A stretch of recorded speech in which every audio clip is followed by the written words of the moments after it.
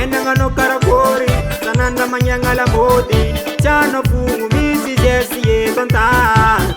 Yenangano karakori sananda manyangala modi komba medi zenyala.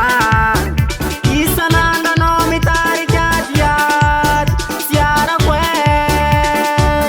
yalawen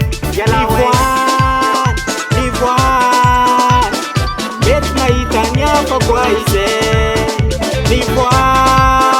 Livoan Javana beta luwaze Livoan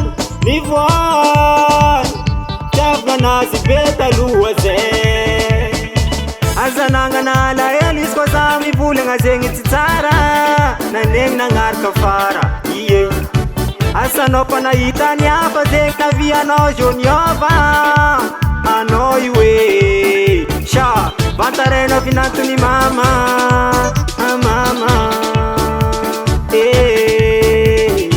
bantareno pinanto ni mama mama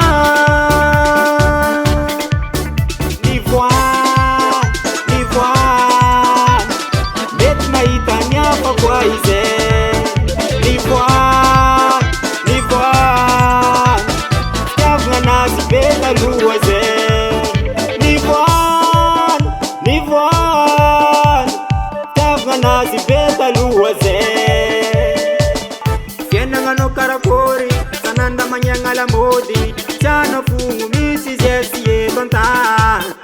Yenangano karakori sananda manyangala modi komba medi zenyala.